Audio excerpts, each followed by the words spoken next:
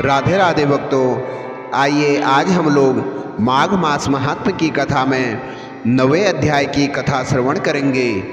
यमदूत बोला, हे वैश्य, दोपहर के समय मूर्ख, पंडित, विद्वान, पापी कोई भी अतिथि यदि घर में आ जाए तो उसे अन्न जल देने वाला चिरकाल तक स्वर्ग का भोग करता है। यदि गृहस्थ के घर में कोई दुखी आ जाए तो उसको तृप्त करने से महान फल प्राप्त होता है। अतिथि धर्म का पालन करने वाला गृहस्थ अनेक सुख पाता है। अन्नदान करने वाले दिव्य विमान को पाते हैं, स्वर्ग में अमृत पीते हैं, अपने अगले जन्म में श्रेष्ठ योनि को प्राप्त करते हैं, वह धर्मात्मा राजा होता है। हे तात, अन्नदान करने से महान फल मिलता है। अन्नदाता प्राणदाता कहलाता है। एक समय साध्विज राजा जब कर्म भूमि में गया तो दयालु वैवस्त ने कहा कि यदि सदैव सुख भोगने स्वर्ग पाना हो तो जाकर अन्नदान करना। मैंने स्वयं धर्मराज के मुँह से यह सुना है कि अन्नदान के समान कोई और दान नहीं होता है। जो गर्मी में जल, शीत में अग्नि और सदैव अन्नदान करते हैं वे कभी नरक नहीं पाते।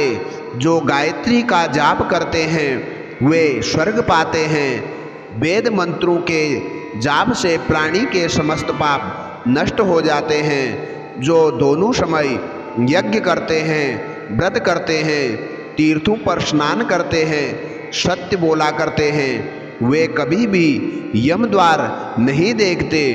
जो पराये अन्न को खाता है वह पाप का भागी होता है। प्रातः स्नान करने वाला निष्पाप रहता है। जो बिना स्नान किए भोजन करता है वह मल खाता है। माघ स्नान करने वाला मोक्ष पाता है। जो प्रातः काल स्नान के बाद तिल दान करते हैं नरक नहीं जाते। पृथ्वी, स्वर्ग, गौ आदि कई प्रकार के दान हैं। जो प्राणी इन वस्तुओं का दान करते हैं वह स्वर्ग पाते हैं। जो व्यतिपात और संक्रांति को इनका दान करता है वह दिव्य सुख भोगता है। जो क्रोध को त्यागें, क्षमा भाव रखें, पर निंदा न करें, पर द्रव्य से बचें, वह नरक से दूर रहता है। जो प्राणी तीर्थों को आजीविका का साधन बनाता है, जो गंगा को केवल नदी समझता है, वह घोर नरक को प्राप्त होता है। प्राणी को चाहिए कि नरक से बचने के लिए तीर्थ पर दान न ले, धर्म को न बेचे। ऐसा करने वाला स्वर्ग पाता है।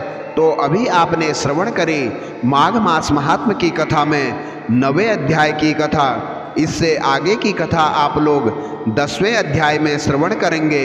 राधे राधे, जय गंगा मैया।